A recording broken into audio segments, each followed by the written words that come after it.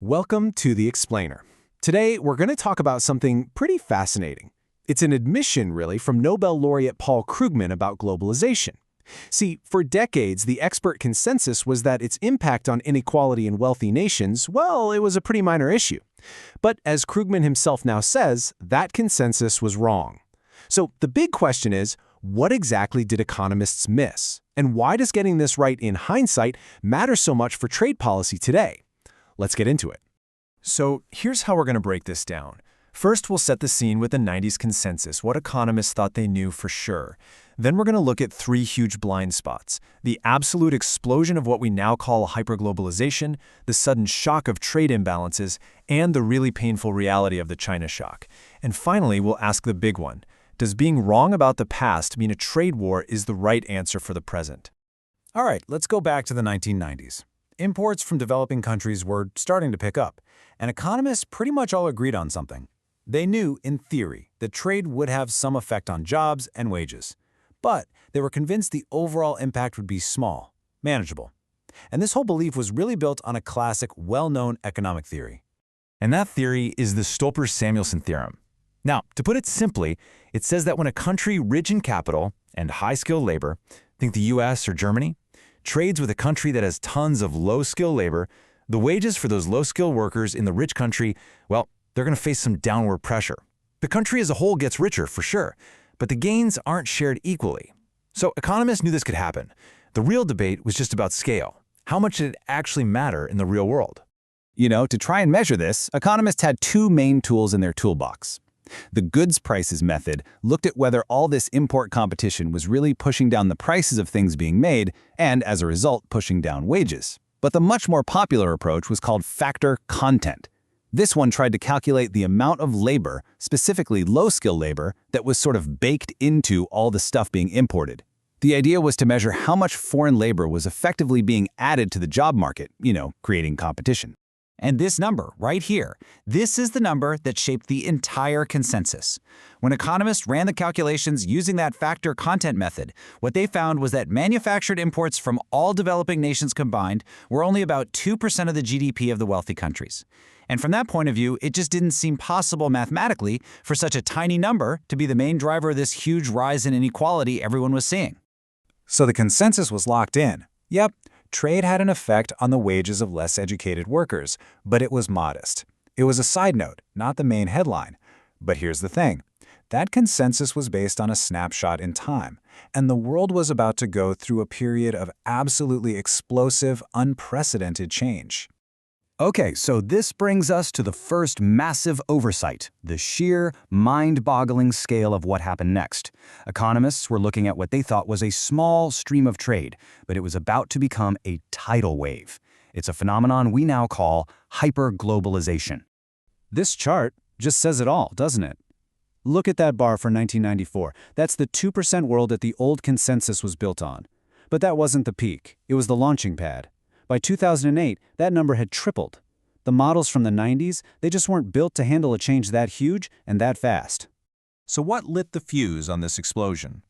Well, it was really a perfect storm of four things. Technology, like giant container ships, made moving stuff across the world incredibly cheap. Business strategy completely changed as companies figured out how to create these global value chains, basically slicing up production and sending the labor-intensive parts overseas. Policy shifted as more and more countries opened up to trade. And then, of course, the big one, the seismic shift of China embracing an export-first economy. But it wasn't just about the sheer volume. The whole nature of trade was changing too. Just think about these two examples. A t-shirt from Bangladesh is a pretty straightforward import of low-skill labor. It's directly competing with a similar worker in the US. But an iPhone that's assembled in China? That's a totally different animal. The final import price tag is high, sure, but a huge chunk of that value actually comes from high-tech parts, the screen, the processor, that were made in other advanced economies. So the actual factor content of low-skilled Chinese labor is way smaller than that sticker price makes you think. All right, the second blind spot. This wasn't just about the volume of trade. It was about something the public totally understood, even while a lot of economists kind of dismissed it as a short-term thing, and that was massive, sudden trade deficits. This timeline just shows the impacts so vividly. For decades, the number of U.S. manufacturing jobs had been pretty stable. I mean, as a piece of the economy, it was shrinking, but the raw number wasn't changing much. Then, look at what happens after 1997. The floor just drops out. It's not a slow decline, it's like falling off a cliff. And this crash lined up perfectly with the U.S. trade deficit just soaring to levels nobody had ever seen before. In fact, Krugman's analysis of this time is pretty stunning. He estimates that the soaring trade deficit, all by itself, can account for more than half of that 20% plunge in manufacturing jobs between 1997 and 2005.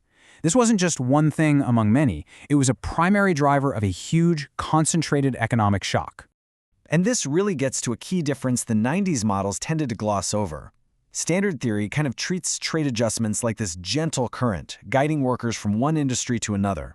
But a sudden, massive deficit surge isn't a gentle current. It's a shock wave that can completely overwhelm the ability of workers and entire communities to adjust. So this brings us to the third, and you could argue the most important oversight. The failure to look past the big national averages and see the intense, concentrated pain that was happening in specific communities. This is the story of the China shock. The economic models that were popular in the 90s, like Heckscher-Ohlin, are what you'd call long-run models. They basically assume that if a textile worker loses their job, they can eventually retrain and become, a healthcare worker. Labor is mobile. But specific factor models show a totally different short-run reality that textile worker has skills and capital and a home that are all stuck in the textile industry and in that specific town. They can't just pick up and move easily. And it turns out that second model was way more relevant to what was actually going on. And Krugman is just blunt about it in his self-critique. He says this focus on the long-run models was a major mistake. He argues that economists were looking at the problem as if it affected this generic group of low-skill workers, when in the real world, the pain was felt by specific workers in specific places, like auto workers in Michigan or furniture makers in North Carolina. And this real-world dynamic is exactly what the groundbreaking China shock research from economists Otter, Dorn, and Hansen proved. Instead of looking at national wage data, they zoomed in. They looked at local communities all across the country. And they found that the regions that were most exposed to competition from Chinese imports, they didn't just adjust. They suffered deep, negative, and lasting damage to their employment and wages. The shock was intensely local, and it didn't just fade away. So let's put it all together. The consensus was wrong on the scale, it was wrong on the impact of deficits, and it was wrong on how the pain would be distributed. So given all that, does this mean the protectionists were right all along? Does it justify a trade war? Krugman tackles this question head-on, and his answer is a firm no. He argues that even though we now recognize the flaws in that old way of thinking and the very real harm that was done, starting a trade war today is absolutely the wrong solution. And his reasoning here is really crucial. That intense, disruptive surge of hyperglobalization, it seems to have been a one-time thing, and it's mostly played out now. The world has already adjusted to that new reality. Slapping on tariffs today isn't going to turn back the clock and bring back the factories from 1995. All it would do is create a new shock, disrupting the incredibly complex global supply chains that our entire economy is built on now, and creating a whole new set of winners and losers. The essential takeaway here is that hindsight isn't a policy prescription.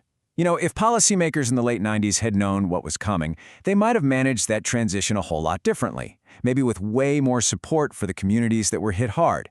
But admitting you took a wrong turn on a road trip doesn't mean the best solution is to throw the car in reverse and drive backwards down the highway. You can't undo the past, and trying to do it now would just cause a whole new kind of damage. And that leaves us with the real policy challenge we face today. If a trade war is just a new shock, not a solution to the old one, then what is the answer? What kind of policies can actually help the people and the places that are still living in the long shadow of the globalization shock? That is the urgent question that's still on the table.